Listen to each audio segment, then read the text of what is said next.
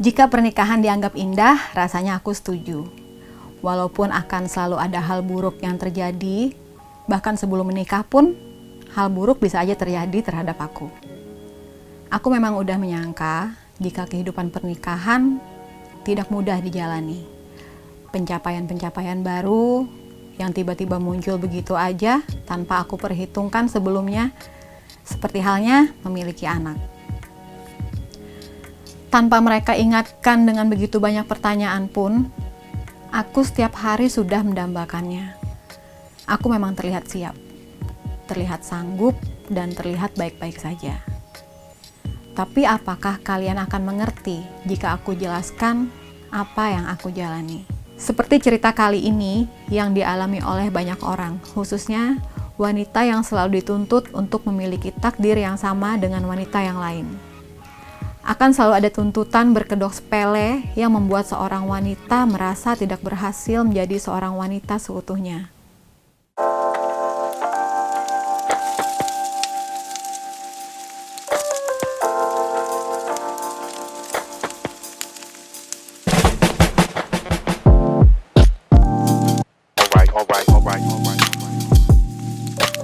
Ketika hidup lo udah terlalu sibuk dengan karir dan pekerjaan, dan semua terasa berjalan begitu cepat, terkadang problematika pasti ada. don't forget to take a deep breath. Inhale, exhale. Langsung aja kita mulai, inilah Rehat Rehat Sejenak. Sejenak. Hai anak malam, ketemu lagi sama kita berdua, ada Chris berbicara dan Libra Akila. tentunya selama 1 jam ke depan dari jam 2 sampai jam 3 nanti kita akan menemani kalian tentunya dengan lagu-lagu yang asik dan tentunya juga dengan cerita yang menginspirasi. Bener banget, menemani waktu Indonesia bagian overthinking kamu, kita pengen membuka kesempatan untuk curhat-curhat bareng. Jadi, seperti yang udah kita teaser juga nih Chris, Betul. kalau hari ini kita bakal ngebahas soal social pressure. Tapi sebelum itu kita juga pengen ingetin buat kalian yang pengen curhat, Yes. langsung aja ke Instagram kita di mana? Di @rehatsejenakid_.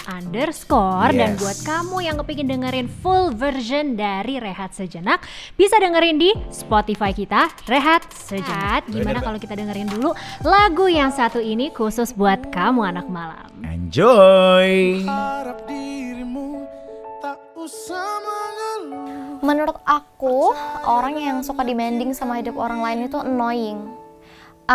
Kayak kita semua kan punya hak masing-masing gitu loh untuk menentukan apa yang pengen kita lakuin. Jadi kalau bisa janganlah memberi masukan, mungkin boleh. Dan kita juga kalau misalnya ada orang yang demanding ke kita, jangan ditelan mentah-mentah. Kayak kita kan juga bisa memilih ya, bisa memfilter gitu. Jangan mau lah menurut aku kalau misalnya hal tersebut memang nggak cocok sama kita dan nggak baik, bukan suatu hal yang positif untuk kita. Gitu. Satu lagu yang syahdu yang pasti bisa banget menjadi awalan di episode kita hari ini. Karena kita bentar lagi bakalan ngobrol barengan sama Aju. Yes. Ya, ini kebetulan Ajunya juga udah ready di line Aha. telepon ya. Jadi langsung aja kita sapa Ajunya, kita ngobrol-ngobrol. Yes. Halo Aju. Halo Kak Aju. Halo, ini pas banget nih lagi pengen cerita. Kalian ada untuk menemani. Bener banget. We're Emang itu udah happy tugas to- kami. So thank you Rehat Sejenak. Oh, Iya, it's iya, our iya. pleasure.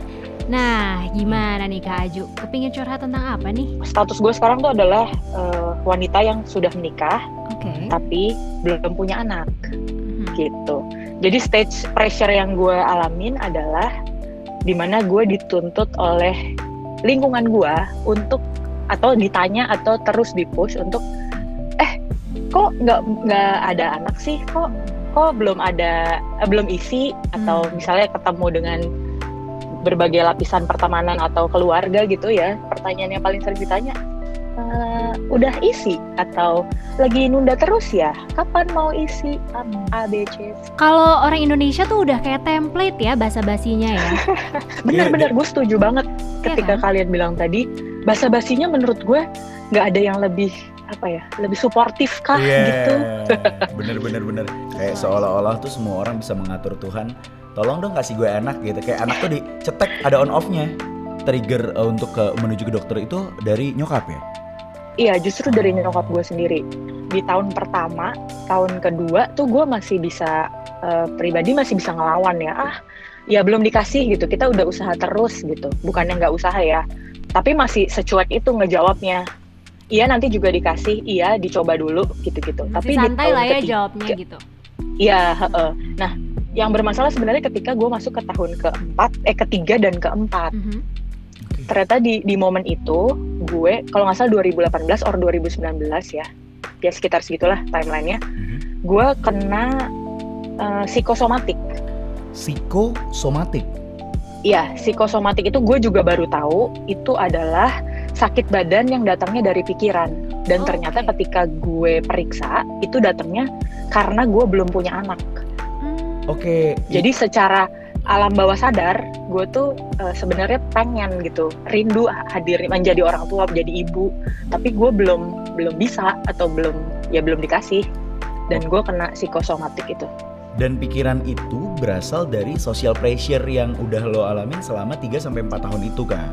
Yes, exactly. Kenapa gue kena psikosomatik? Lebaran kalau nggak salah. Lebaran tahun 18. Kalau lebaran itu Iya. biasanya momen-momennya ya ketika Yes. kita harus Iya. mempersiapkan mental baja untuk Semua. menangani komentar-komentar. Iya. Nah, semua timeline dan pertemanan gue dan suami gue dan itu fotonya family picture with kids. Gue yang kayak oh my god. Itu sih sebenarnya pemicu gue kenapa bisa kena psikosomatik gitu. Gejala yang gue alamin adalah detak jantung gue tuh berdebar nggak teratur ya, sampai gue mengira gue kena serangan jantung. itu berapa lama kan? Kayak gitu. Gue ngerasain tuh 3 hari. Sampai gue ada di tahap di hari ketiga, gue takut untuk merem karena gue takut besoknya gue nggak bisa bangun. Oke, terus setelah 3 hari kamu ngerasain jantung yang berdebar tidak beraturan itu, baru kamu akhirnya ke dokter dan dijelaskan Iya. sama dokter kalau kamu mengalami psikosomatik. Betul Oke. banget. Dokter, gue dan suami memutuskan untuk ke dokter. Kemudian dokter diagnosa dong. Pertama kita intinya gue minta diperiksa itu ke dokter jantung karena gue Oke. merasakan simptomnya di jantung. Kemudian spesialis jantungnya nanya, kan ditanya jawab dulu ya. Oke, apa yang kamu rasakan? Terus gejalanya gimana? Terus kemudian sudah berapa lama? Persis yang kayak kalian tanyain tadi. Cuma tindakan selanjutnya adalah gue tuh dites EKG. Jadi detak jantung yang beneran dites, ritmenya segala macam pakai alat profesional kedokteran itulah. Oke. Nah, dari situ hasilnya bagus. Di hari itu juga gue tahu hasilnya bagus. Ini kamu normal, nggak ada penyumbatan, ototnya bagus segala macem. Terus dia diam lama dokternya. Terus dia lihat, lagi mikirin apa sih bu? Gitu. Gue kayak, hah? Mikirin apa ya dok? Enggak, kayaknya saya baik-baik aja. Lagi liburan, lagi holiday segala macam. Enggak. Oke. Ini tuh ibu lagi banyak pikiran yang menyebabkan badan ibu sakit. Oh gitu ya? Maksudnya gimana tuh dok? Minta dijelasin lah ya. Iya, coba ibu cerita. Ibu lagi ngeliat sosial media apa sih? Gitu. Oh, dokternya Baru tuh gua- langsung ya ke Benar. situ nanyanya. Padahal itu dokter Iya. jantung ya. Gimana sikap suami lo ke lo gitu? Oke. Suami gue juga nggak yang tipe nge-push gitu ya. Oke. Beruntungnya kita komunikasi tuh dari awal tuh terbuka. Jadi segala keputusan, yuk kita pramil yuk kita ini semuanya tuh didiskusiin. Oke. Jadi so That's far very dia good. itu, ya so far dia jadi support aja. Yuk kalau kita mau program ya ayo, Oke. kalau kita mau coba natural ya ayo. Terus dia juga bukan yang, ayo dong temen-temen gue udah punya anak semua nih. Ada yang setahun, 2 tahun. Kan kalau foto rame-rame reunian kita nggak punya anak gitu-gitu. Nggak pernah keluar kata-kata kayak gitu. Jadi gue Nice. merasa disupport Iya.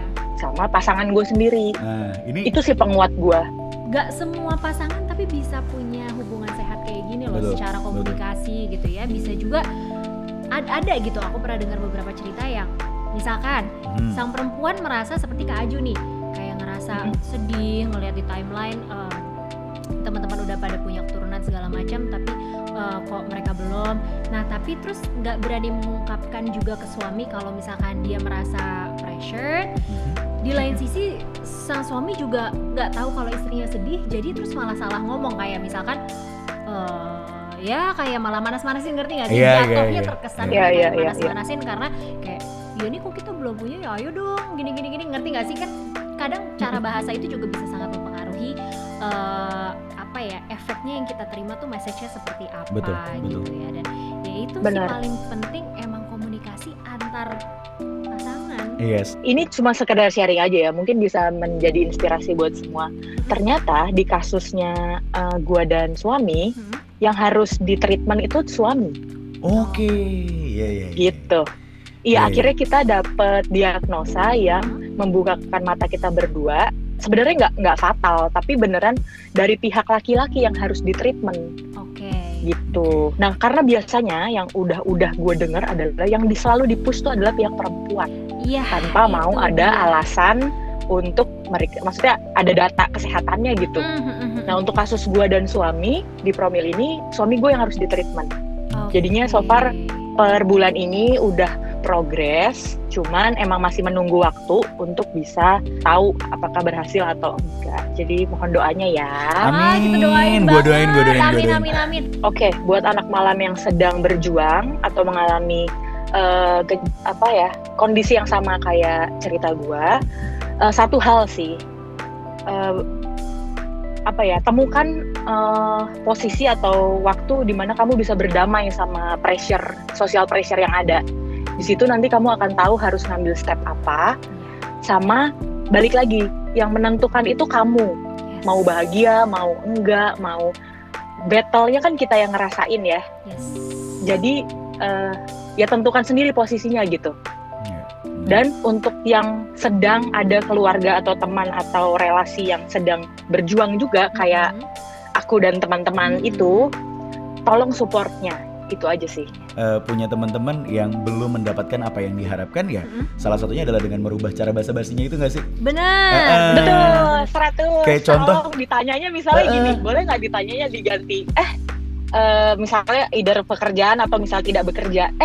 Udah bahagia belum? Gitu. Iya. Setuju banget Aju. Atau Kita tuh jarang banget ya ada yang nanya udah bahagia apa belum. Iya kan?